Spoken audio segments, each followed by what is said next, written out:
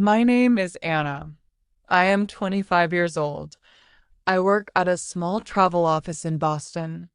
We help people book flights, hotels, and holiday tours. I started working here 2 years ago. I enjoy my job. It is not always exciting, but my coworkers are friendly. My boss is Mr. Harris. He is in his early 40s. He is kind and respectful. He always says good morning when he arrives. He always thanks me when I finish my tasks. One Wednesday morning, I was sitting at my desk, checking flight prices for a customer. The office was quiet. Only a few people were there. I heard voices coming from Mr. Harris's office. His door was a little open. I didn't mean to listen, but I could hear him clearly. He was on the phone. I heard him say, "She's wonderful. She's exactly the right person for this. I really like her spirit." I stopped typing and looked at the door. Was he talking about me? He continued, "She works hard.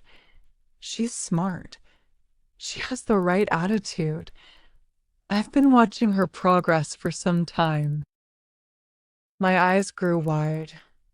Was this really about me? He said I had the right attitude. He said he liked me. He said I was the one. I remembered last week when he smiled at me after I gave him the new travel report. He told me I did a great job. One morning, he even brought me coffee. I thought he was just being nice, but maybe it meant something more.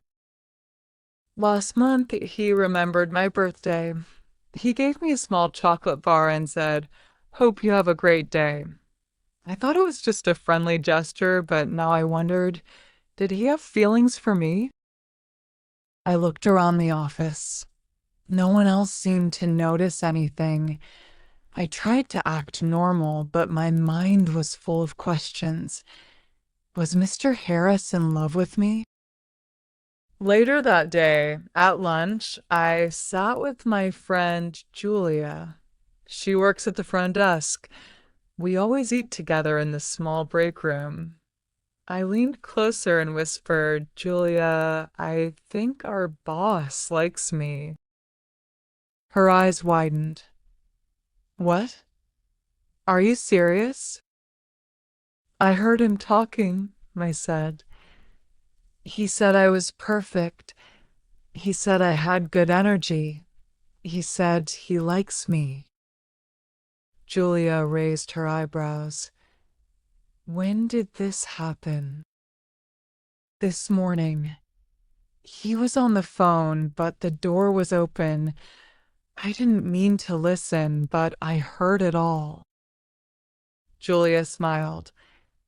"Wow, that's interesting. Maybe he really does like you." I felt both nervous and excited. What should I do? She laughed. "Maybe he's going to ask you out. Maybe he's going to say something soon." I smiled, but I wasn't sure what to think. Part of me felt happy. Mr. Harris was a good man, smart and respectful, but he was also my boss. What if I was wrong? That afternoon, while I was answering emails, a message appeared on my computer. It was from Mr. Harris. It said, "Hi, Anna. Can we meet in my office at 3 p.m.? I have something important to discuss." I stared at the message. My heart was beating fast. This was it. He wanted to talk. He said it was important. What else could it be? Julia saw my face and came over. "What happened?" "He wants to meet me at 3, I said. "This is it." She grinned.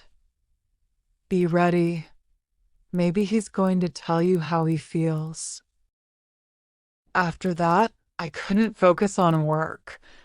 I checked the clock every few minutes.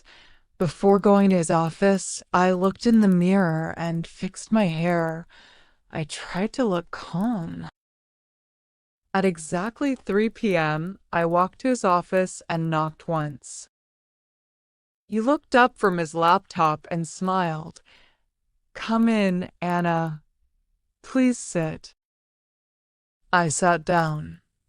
He closed his laptop and looked serious. "Thanks for coming," he said.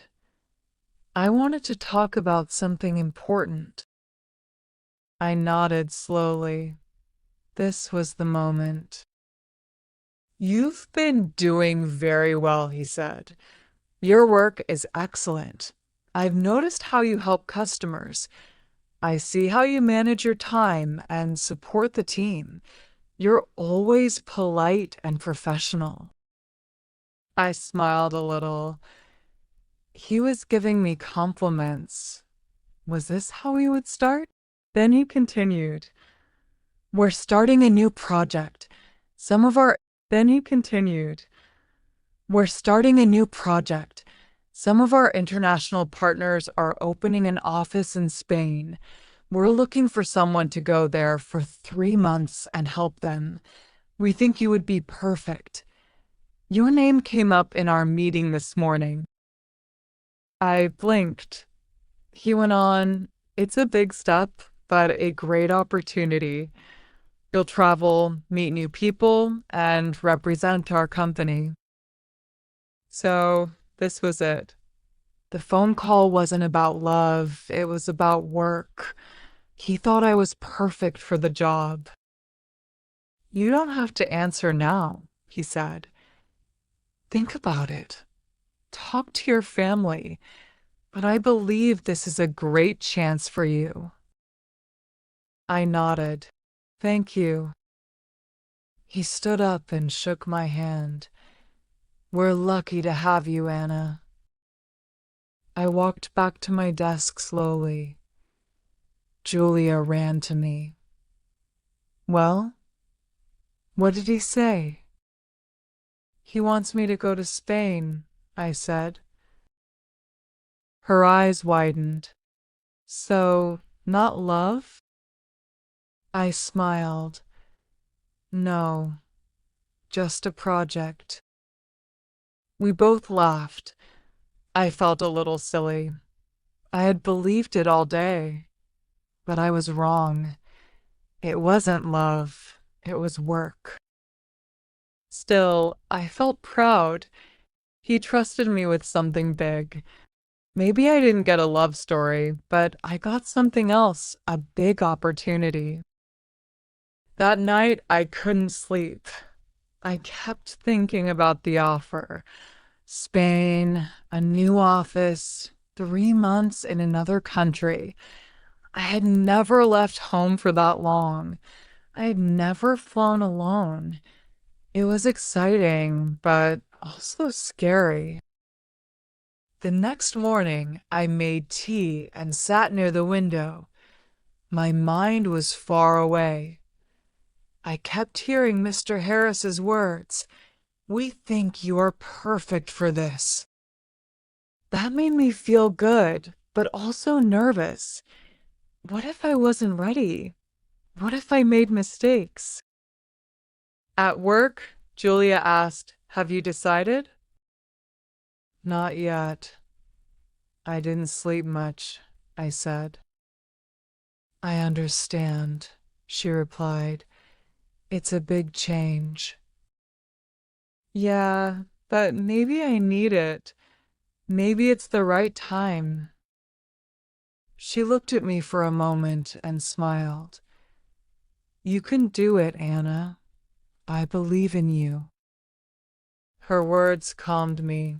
I tried to work, but I kept imagining myself walking through a new city, meeting new people, learning new things. It was a nice picture. But I also thought, what if I didn't fit in? Everything here in Boston was safe. I knew everyone. I had a routine. Part of me didn't want to leave it. At lunch, I told Julia all my worries. She listened quietly and said, "You're scared. That's okay, but being scared means you care. It doesn't mean you shouldn't go." That evening, I called my sister. She lived in another state and always gave honest advice. When I told her the whole story, she laughed. "So, you thought your boss was in love with you?" "I know, it sounds silly now," I said. "It's not silly. We all do that, make stories in our heads. But this one turned out better. You got something amazing." After the call, I sat on my bed. I thought about how I used to be shy at work, afraid to answer the phone or talk to customers. Now I was helping others, answering questions, solving problems. Maybe I had grown. The next morning, I went to the office feeling different. Before noon, I finished 3 bookings and even called a hotel to ask about baby beds for a family trip without feeling nervous.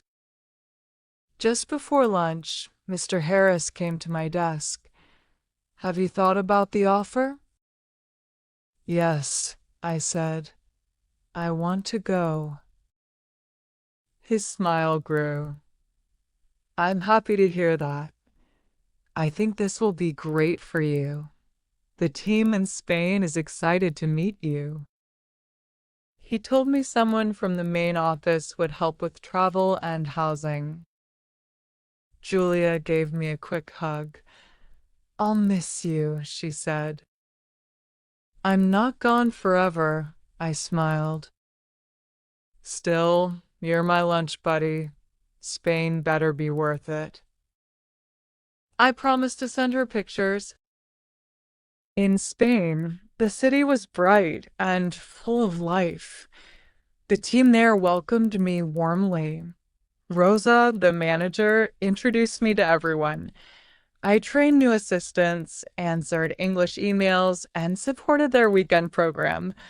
By lunchtime on the first day, I already felt part of the team. One weekend, I joined a walking tour and met 2 girls from Italy.